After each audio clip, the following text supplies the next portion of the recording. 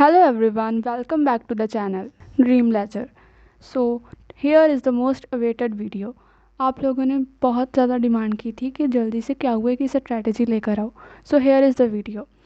सो आज की इस वीडियो में हम लोग डिस्कस करेंगे कि सीए फाउंडेशन क्वांटिटेटिव एप्टीट्यूड में लास्ट 60 डेज़ की स्ट्रैटेजी जो मैंने फॉलो की थी, जिसकी हेल्प से मैंने 71 मार्क्स स्कोर किए थे. सबसे इम्पॉर्टेंट बात कि क्वांटिटेटिव एप्टीट्यूड में अच्छा स्कोर करने के लिए सबसे पहले आपको 100% सिलेबस कंप्लीट करना होगा. एंड इसके अलावा क्वांटिटेटिव एप्टीट्यूड में रेगुलर प्रैक्टिस बहुत ज़रूरी है. सो इन लास्ट 60 डेज़ में हमारा की गोल मैक्सिमम प्रैक्टिस ही रहेगी. So let's start the video how to utilize the last 60 days for quantitative aptitude CA foundation. So सबसे पहले बात करते हैं मेरे रिसोर्सेज की, किन किन रिसोर्सेज को मैंने फॉलो किया था. मैथ्स और स्टैटिस्टिक्स के कॉन्सेप्ट्स के लिए मैंने प्राइमरली पीडब्ल्यू से ही कवर अप किए थे. लाइक वहाँ पर अनुराग चौहान सर और आशीष भाटिया सर ने हमें बहुत ही बेसिक से लेकर बहुत ही एडवांस लेवल तक हमें कंसेप्ट को एक्सप्लेन किया था. एंड बोथ द टीचर्स बहुत अच्छे पढ़ाते हैं, आप भी ट्राई कर सकते हो. एंड इसके अलावा मैंने शिवानी मैम को फॉलो किया था और उन्होंने भी काफ़ी ईजीली काफ़ी कंसेप्ट्स को एक्सप्लेन किया था. इन ब्रीफ शिवानी मैम का पढ़ाने का तरीका बहुत ही स्मूथ है. एंड मैंने इन तीनों टीचर्स को प्राइमरली फोकस किया था. एंड मैक्सिमम क्वेश्चंस के लिए मैंने प्रैक्टिस किया था. आकाश अग्रवाल सर का चैनल है. एंड अगर मुझे आईसीआई के मॉड्यूल में किसी भी क्वेश्चन में डाउट आता था तो मैं आकाश अग्रवाल सर की वीडियो सीख लेती थी.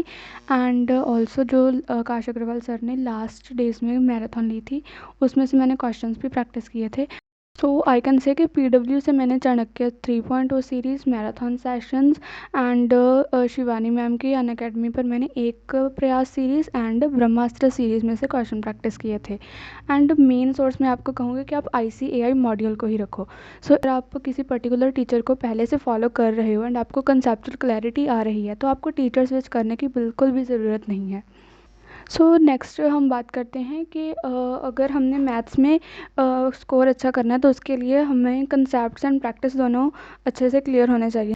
सो उसके लिए मेरी सबसे इम्पॉर्टेंट हैबिट थी वो थी कि मैं हमेशा क्वांटिटेटिव एप्टीट्यूड के लिए मैंने 2 रजिस्टर्स रखे थे. एक रजिस्टर था concept register and second one practice register. Concept register में मैंने जो भी कॉन्सेप्ट हैं जिसमें important formulas, short tricks and mainly calculator tricks के अलग से बॉक्सेस बनाए थे. एंड कुछ इंपॉर्टेंट रूल्स हैं जो एलआर के mostly I can say. And statistics जो प्योरली फार्मूला बेस्ड है तो स्टैटिस्टिक्स के फार्मूलाज हो गए. एंड आप देख सकते हो ये मेरी नोटबुक थी, इसमें मैंने सभी इंपॉर्टेंट नोट्स, आप शॉर्ट नोट्स इसको कह सकते हो, एंड मैंने एग्ज़ाम से पहले इसी में से रिवाइज़ किया था जब मैं एग्जामिनेशन सेंटर पर अपनी सिर्फ यही नोटबुक लेके गई थी एंड इसको ही ऊपर ऊपर से देखा था. सो यही मेरा फाइनल रिवीजन नोटबुक बन गया था. सो आप इसको अभी से प्रिपेयर करना स्टार्ट कर सकते हो. एंड इससे आप किसी भी टीचर जिसको आप फॉलो कर रहे हो वो जो भी पढ़ाते हैं आप राइट डाउन करते जाओगे तो आपकी इसी तरह कॉन्सेप्ट रजिस्टर आपका तैयार हो जाएगा. एंड प्रैक्टिस रजिस्टर में आपने मैक्सिमम क्वेश्चन प्रैक्टिस करने हैं. एंड इसी में मैंने एमटीपीज, आरटीपीज सभी कुछ प्रैक्टिस किया था. एंड इसमें जो मिस्टेक्स होती थी उसको हम हाईलाइट कर सकते हैं. एंड फिर लास्ट स्टेज में हम उन्हीं हाईलाइटेड मिस्टेक्स को क्या कर सकते हैं, देख सकते हैं कि मैंने कौन सी मिस्टेक्स ज़्यादा करती हूँ एंड उसको हम इन द एग्जामिनेशन ताकि हम उसको रिपीट ना करें. बिलीव मी ये सिस्टम ऑफ 2 रजिस्टर्स काफ़ी हेल्पफुल होता है. अदरवाइज़ कई स्टूडेंट्स क्या करते हैं कि एक ही रजिस्टर में पहले एक चैप्टर के कॉन्सेप्ट लिख लेते हैं एंड उसी में प्रैक्टिस करना स्टार्ट कर देते हैं. सो उससे क्या होता है, क्लटर हो जाता है एंड वो अच्छे से लास्ट मिनट रिवीजन के लिए नोटबुक तैयार नहीं हो पाती है. सो आई वुड से मैं आपको यही रिकमेंड करूँगी कि आप भी 2 रजिस्टर्स का कॉन्सेप्ट ज़रूर अप्लाई करो. ये तो बात होगी हमारे रिसोर्सेज की एंड रजिस्टर्स की. सो हमारे पास अब रिसोर्सेज भी हैं एंड रजिस्टर्स भी हो गए एंड हमारे पास है लास्ट 60 डेज़. इन तीनों चीज़ों को हमने कैसे यूटिलाइज़ करना है ताकि हम क्वांटिटेटिव एप्टीट्यूड में मैक्सिमम मार्क्स को स्कोर कर पाएँ. So let's see. So first of all आपने मेनली हमारे पास 60 डेज़ जुलाई एंड अगस्त को मिला के हैं एंड कुछ डेज़ हमारे पास जून के भी रिमेनिंग है. सो इन डेज़ को यूटिलाइज़ कैसे करना है, तो आपने कोशिश करनी है कि अगर आपने सिलेबस आपका 0% भी है तो आप मिड ऑफ जुलाई तक सिलेबस कंप्लीट कर सको.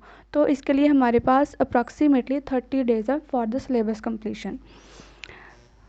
एंड सिलेबस कंप्लीशन से मेरा मतलब है कि आपने कंप्लीट करना है, परफेक्शनिज्म को चूज़ नहीं करना है।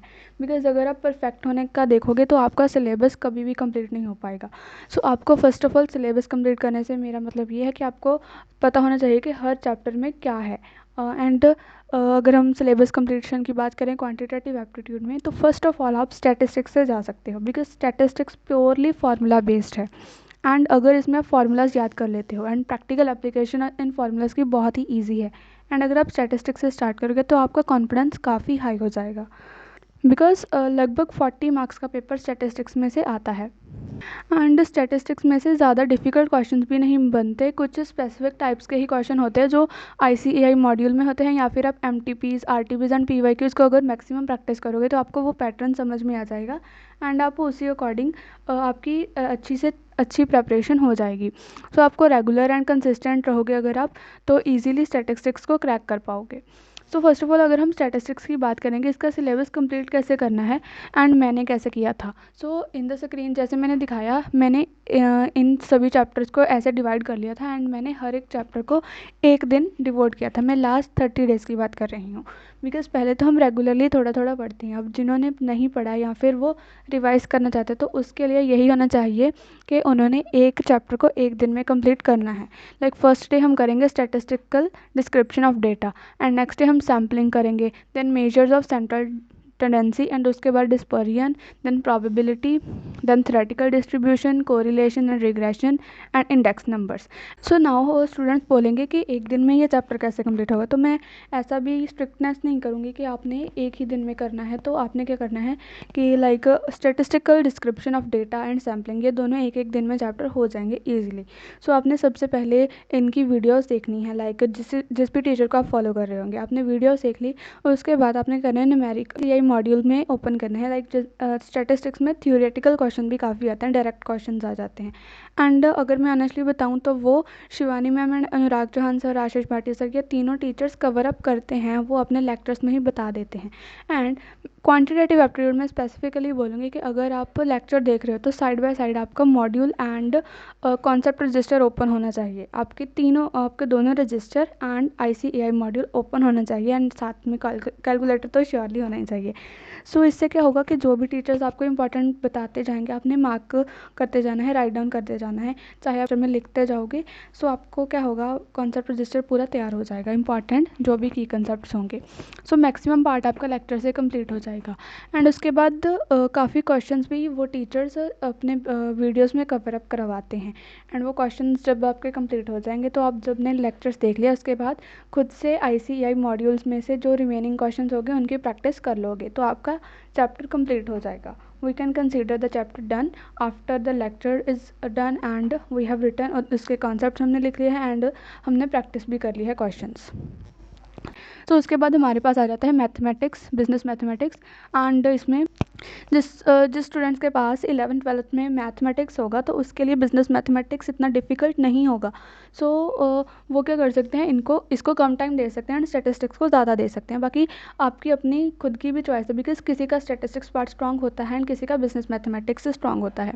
सो वो आपके ऊपर है, ठीक है। बट ऑनेस्टली मैं तो डिवीजन आपको करके ही दूंगी। सो लाइक आप स्क्रीन में देख सकते हैं, आप दिए गए टाइम्स में हर एक चैप्टर को कंप्लीट कर सकते हैं। एंड मोस्टली स्टूडेंट्स की ये रिक्वेस्ट भी थी कि आप मोस्ट इंपॉर्टेंट चैप्टर्स की वीडियो बनाओ सभी सब्जेक्ट्स के लिए। सो आप कमेंट्स में ज़रूर बताना कि आपको ये वीडियो चाहिए या नहीं, तो आप उस अकॉर्डिंग प्रिपेयर कर सकते हो। एंड बिजनेस मैथमेटिक्स में मेरा ऑर्डर क्या था, मैंने भी वेटेज के हिसाब से इन चैप्टर्स में किया था। तो सबसे पहले मैंने मैथमेटिक्स ऑफ फाइनेंस को किया था, एंड इसको मैंने 3 to 4 डेज दिए थे। एंड उसके बाद मैंने इक्वेशंस एंड लीनियर इनइक्वालिटीज़ को एक ही दिन में कंप्लीट कर दिया था। And honestly equations and linear inequalities में इतनी ज़्यादा प्रैक्टिस की ज़रूरत नहीं पड़ती है। एंड इसमें से लीनियर इनइक्वालिटीज़ में से एक क्वेश्चन पक्का से आता है, सो आपने वो तो करके ही चलना है, राइट। एंड इसके बाद मैंने किया था परम्यूटेशन एंड कॉम्बिनेशंस, देन मैंने सीक्वेंस एंड सीरीज़ किया था। सीक्वेंस एंड सीरीज़ को भी मुझे 2 डेज़ लग गए थे, एंड मुझे परम्यूटेशन एंड कॉम्बिनेशन में काफ़ी प्रॉब्लम हुई थी, तो इसको भी आप 2 डेज़ रख सकते हो। And then ratio, proportion, indices and logarithm easy chapter ही है। एंड जो सेट्स रिलेशन फंक्शन वाला चैप्टर है, ये भी ईजी ही है। एंड कैलकुलस पोर्शन अगर आप छोड़ना चाहो तो आप छोड़ सकते हो। बट आई वुड से कि अगर आप बाकी सारा सिलेबस कर रहे हो तो एक बार कैलकुलस चैप्टर के जो इजी फार्मूलाज हैं, लाइक कई बार क्वेश्चन डायरेक्टली भी आ जाते हैं, तो एक बार आपको बेसिक्स ऑफ कैलकुलस तो आने ही चाहिए। तो एक वीडियो बेसिक्स ऑफ कैलकुलस की ज़रूर देख कर जाना, ताकि अगर कोई डायरेक्ट क्वेश्चन आपके पेपर में आ भी जाता है तो आप एटलीस्ट उसको सॉल्व कर पाएँ। क्योंकि ऐसा नहीं होना चाहिए कि कई बार क्या होता है, बाकी चैप्टर्स में से डिफ़िकल्ट क्वेश्चन आ जाते हैं एंड हो सकता है कैलकुलस में कोई डायरेक्ट क्वेश्चन आ जाए। तो बिकॉज क्वान्टिटेटिव एप्टीट्यूड आपका ऑब्जेक्टिव टाइप एग्जामिनेशन होगा, सो इसमें एक एक नंबर की बहुत ज़्यादा वैल्यू होगी। सो आपको क्या करना है कि एक एक नंबर के लिए हमें हार्डवर्क करना पड़ेगा। तो इतना हार्डवर्क भी नहीं है, हमने बस एक ही वीडियो देखनी है, बेसिक्स ऑफ कैलकुलस, राइट। तो मेरा रिकमेंडेशन तो यही रहेगा, बाकी आपकी खुद की भी चॉइस, जो भी आपको ठीक लगे। एंड नेक्स्ट हम बात करते हैं लॉजिकल रीजनिंग की। बहुत सारे स्टूडेंट्स एलआर को इग्नोर कर देते हैं, उन्हें लगता है कि एलआर तो एग्जामिनेशन में कहीं से भी आ जाएगी। सो ऐसा नहीं करना है, आपने एलआर को पैरेलली लेके चलना है स्टैटिस्टिक्स एंड बिजनेस मैथमेटिक्स के साथ में। आपने कोशिश करनी है कि आप डेली 30 मिनट्स एलआर को डिवोट करो। अगर आप एटलीस्ट 30 मिनट्स, सिर्फ 30 मिनट्स भी दे देते हो एलआर को, तो आपका एलआर काफ़ी स्ट्रांग हो जाएगा। बिकॉज हमें मानती हूँ कि एलआर एक ऐसा पोर्शन है जो हमें अपने दिमाग से ही करना होता है, राइट। अगर मैं खुद की बात करूँ, मैंने भी एलआर को बहुत कम प्रैक्टिस किया था, बट काफ़ी स्टूडेंट इसको अपनी स्ट्रेंथ बनाकर चलते हैं, तो उनकी चॉइस होती है। बट एलआर को अगर आप 30 मिनट्स डेली दोगे तो आपको काफ़ी चीज़ें नहीं पता चलेगी। बिकॉज कई बार एग्जामिनेशन में कुछ ऐसा पॉइंट ऐड कर देते हैं जो हमें नहीं पता है, वो मैक्सिमम प्रैक्टिस से ही हमें पता चलता है। सो आपको 30 मिनट्स तो कम से कम देने ही हैं एलआर को। एंड ऑनेस्टली मैं अपने एक्सपीरियंस से बात करूँ तो एलआर काफ़ी स्कोरिंग रहता है। बिकॉज पेपर के टाइम में क्या होता है, हमारे पास 2 आवर्स होते हैं एंड हमारे फर्स्ट आवर में हमें पता चल जाता है कि हमें बिजनेस मैथमेटिक्स एंड स्टैटिस्टिक्स के कितने क्वेश्चन आते हैं। एंड ऑनेस्टली फर्स्ट 1.5 आवर्स में हमारे वो क्वेश्चन हो भी जाते हैं जो हमें ईजिली आते होते हैं। एंड लास्ट के जो 30 मिनट्स होते हैं उसमें हमें वो क्वेश्चन ढूंढने पड़ते हैं, लाइक हम और कौन से क्वेश्चन करें ताकि हम पास हो जाएं। तो उस टाइम में आप एलआर को यूज़ कर सकते हैं एज अ वेपन, कि आपका ये एलआर एक तरह से आर या पार की सिचुएशन से आपको बचा सकता है। सो नाउ अगर हम बात करें कि 30 डेज़ में हमारा सिलेबस अगर कंप्लीट हो जाता है, सो 30 डेज़ में अगर हम मान के चले कि हमारे 20 जुलाई तक सिलेबस कंप्लीट हो जाएगा, सो उसके बाद हमारे पास 20 डेज़ होंगे, लाइक उसमें हम करेंगे मैक्सिमम रिवीजन। रिवीजन हमने कहाँ से करनी है, ICAI module, MTPs, RTPs and previous year questions. And काफ़ी स्टूडेंट्स ने अब ये भी डाउट मुझसे पूछा था कि इन सभी को डाउनलोड कैसे करना है। सो वेरी सुन मैं इसके ऊपर भी वीडियो अपलोड कर दूँगी कि हमने एमटीपीज़, आरटीपीज़ एंड पीवाईक्यूज़ को हम कैसे डाउनलोड कर सकते हैं। एंड काफ़ी स्टूडेंट्स काफ़ी बुक्स में भागते रहते हैं, नए नए क्वेश्चन ढूंढने में लगे रहते हैं। बट आई वुड से कि अगर आपने आईसीएआई मॉड्यूल को अच्छे से कंप्लीट कर लिया, उसका एक एक एमसीक्यू सॉल्व कर लिया है, तो दैट्स मोर देन इनफ, काफ़ी ज़्यादा है। एंड उसके बाद प्रैक्टिस के दौरान आप क्या कर सकते हैं, एमटीपीज़, आरटीपीज़ तो आप करोगे ही। एंड जिस स्टूडेंट ने आईसीएआई मॉड्यूल, एमटीपीज़, आरटीपीज़ एंड पीवाईक्यूज़ कर ले, तो उसे एक्स्ट्रा क्वेश्चन करने की कोई ज़रूरत नहीं रहती, वो ईजिली पास हो जाएगा क्वान्टिटेटिव एप्टीट्यूड में। एंड मैंने भी यही किया था। ओके, सो लास्ट 10 डेज़ में क्या करना है, हमारे 30 डेज़ में क्या हुआ, हमने सिलेबस कंप्लीट कर लिया, नेक्स्ट 20 डेज़ में हमने रिवीजन कर ली। एंड अब हमारे पास बचे हैं लास्ट 10 डेज़। इसमें हमने क्या करना है, सिर्फ रिवीजन करनी है। एंड अगर आपका सिलेबस में आपने कुछ छोड़ा है, लाइक आपने कैलकुलस छोड़ा, आपने लास्ट 10 डेज़ में बिल्कुल भी नहीं छूना किसी नए टॉपिक को। इससे आपका कॉन्फिडेंस, आपका मोरल बिल्कुल डाउन हो जाएगा कि मुझे ये कॉन्सेप्ट क्यों नहीं आ रहा। सो आपने बिल्कुल भी नए टॉपिक को हाथ नहीं लगाना इन 10 डेज़ में। इस 10 डेज़ में आपने रिवाइज़ क्या करना है, आपने फार्मूलाज़ की रिवीजन करनी है जो आपने कॉन्सेप्ट रजिस्टर में बनाए होंगे। कॉन्सेप्ट रजिस्टर को दोबारा से बार बार रीड करना है। जो आपने मिस्टेक्स मार्क की होंगी उनको ध्यान से एनालाइज करना है, कि ताकि ये ही मिस्टेक्स आपकी रिपीट ना हो एग्जामिनेशन में। एंड अगर आप चाहो तो इसमें मैराथॉन्स ले सकते हो, जो भी लेक्चर्स यूट्यूब पर प्रोवाइडेड होते हैं, तो उनके साथ टीचर के साथ साथ प्रैक्टिस कर सकते हो। एंड मॉक पेपर्स आप लगा सकते हो। एंड येस, बहुत इंपॉर्टेंट बात कि आपने मॉक पेपर्स तो ज़रूर लगाने ही हैं। एंड मैराथन आपको कॉन्सेप्ट को और भी ज़्यादा स्ट्रॉन्ग करने में हेल्प कर सकते हैं। एंड मॉक पेपर से आपकी स्पीड इम्प्रूव होगी। सो नाउ 60 डेज़ की स्ट्रैटेजी के बाद मैं कुछ tips, general tips and tricks आपसे शेयर करना चाहूँगी, जो आपने क्वान्टिटेटिव एप्टीट्यूड की प्रेपरेशन के दौरान ध्यान में रखनी है। So first of all, mock test papers.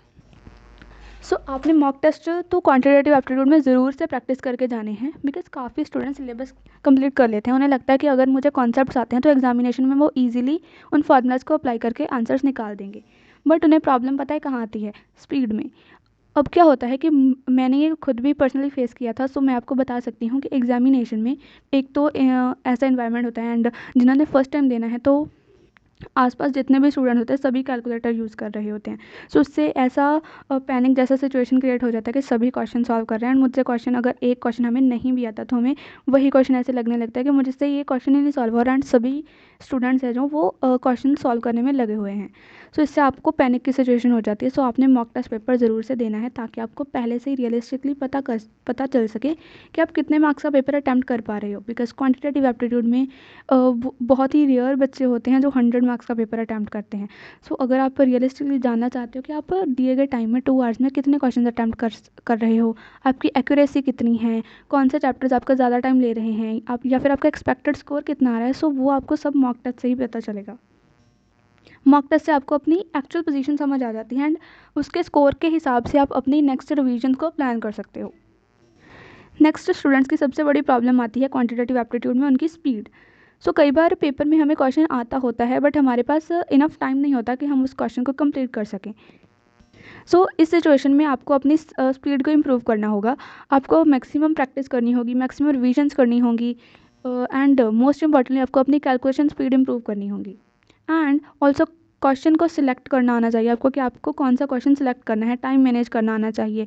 So first most important is calculation speed. आपकी कैलकुलेशन स्पीड अगर अच्छी होगी तो आप कम टाइम में अपना सही आंसर निकाल सकते हैं। बिकॉज एग्ज़ाम में सिर्फ आंसर आना इंपॉर्टेंट नहीं है, आंसर टाइम के अंदर निकालना भी इक्वली इंपॉर्टेंट है। सो अपनी कैलकुलेशन स्पीड को बढ़ाने के लिए आप कैलकुलेटर ट्रिक्स सीख सकते हो। क्या हुआ में कैलकुलेटर का एफिशिएंट यूज़ आपका काफ़ी टाइम सेव कर सकता है। मैंने इस चैनल पर कैलकुलेटर ट्रिक्स और शॉर्टकट्स की कुछ शॉर्ट्स अपलोड की हुई हैं, अगर आपने अभी तक नहीं देखी तो ज़रूर देखना। ये छोटी छोटी ट्रिक्स एग्जाम्स में वैल्यूएबल मिनट्स को सेव कर सकती हैं। अगर आप चाहो तो मैं कैलकुलेटर ट्रिक्स की प्लेलिस्ट का लिंक भी डिस्क्रिप्शन में दे दूँगी। एंड अगर आप लोग चाहते हो कि मैं इस कैलकुलेटर शॉर्टकट सीरीज़ को कंटिन्यू रखो तो भी आप कमेंट्स में ज़रूर बताना। सो अगर आप इन सभी बातों का ध्यान रखोगे तो आप श्योरली क्वान्टिटेटिव एप्टीट्यूड में 60+ मार्क्स स्कोर कर सकते हो, I can say. So and most important बात कि क्वांटिटेटिव एप्टीट्यूड का एग्जामिनेशन ऑब्जेक्टिव टाइप है, एंड इसमें 0.25 की नेगेटिव मार्किंग भी है। आई मीन कि अगर आपके 4 क्वेश्चंस रॉन्ग होते हैं तो आपका 1 मार्क्स एक्स्ट्रा कट हो जाएगा। सो इस बात का भी आपने ध्यान रखना है। एंड मोस्ट इंपॉर्टेंटली आपने नेगेटिव मार्किंग को कम करने के लिए रैंडम तुक्के मारने की हैबिट को अवॉइड करना होगा। सो मेरी पर्सनल स्ट्रैटेजी ये थी कि अगर मुझे लग रहा है कि मेरे अराउंड 60 क्वेश्चंस कॉन्फिडेंटली करेक्ट हैं, तब हम कुछ डाउटफुल क्वेश्चंस में कैलकुलेटर रिस्क ले सकते हैं। लेकिन बिना कुछ सोचे समझे रैंडम गैसिंग करना डेंजरस हो सकता है।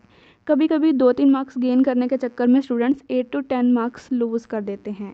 सो इसीलिए स्मार्ट गैसिंग करो, ब्लाइंड गैसिंग बिल्कुल भी नहीं करो। आप ऑप्शन एलिमिनेशन मेथड से अगर आपकी 2 ऑप्शन एलिमिनेट हो रही हैं एंड आपको 2 ऑप्शन में डाउट है एंड आपको लग रहा है कि आपके 50 क्वेश्चन ठीक हैं, तो आप ले सकते हो रिस्क इस क्वेश्चन को मार्क करने के लिए।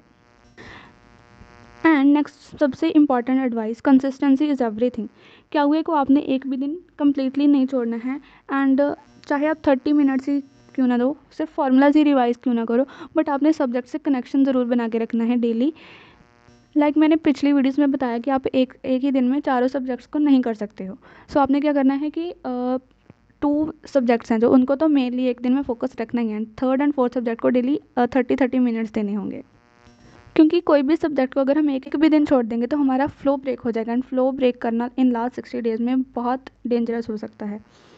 So this was the strategy जो मैंने यूज़ की थी अपने लास्ट 60 डेज़ में, एंड मैंने स्कोर किए थे 71 marks in the quantitative aptitude, and मैंने यही सब स्ट्रैटेजी यूज़ की थी, एंड मेरी कोई सीक्रेट टिप नहीं थी। जो भी मैंने फॉलो किया मैंने आपको बता दिया, एंड आई होप कि आप सब लोग ये स्ट्रैटेजी फॉलो करोगे। रिसोर्सेज आपको जहाँ से अच्छा लगे आप वहाँ से पढ़ सकते हो। एंड अगर आपको किसी भी तरह का कोई भी डाउट है या क्वेरी है, आपको किसी भी और टॉपिक पर वीडियो चाहिए तो भी आप कमेंट्स में ज़रूर बता सकते हो। एंड अगर आपको स्ट्रैटेजी यूज़फुल लगी हो तो आप कमेंट्स में ज़रूर बताना, एंड चैनल को ज़रूर सब्सक्राइब करना for more such amazing videos. And I would say खुद पर ट्रस्ट रखो, प्रैक्टिस करते रहो एंड डिसिप्लिन रहो। Definitely you will be successful in your first attempt. All the very best. मिलते हैं नेक्स्ट वीडियो में।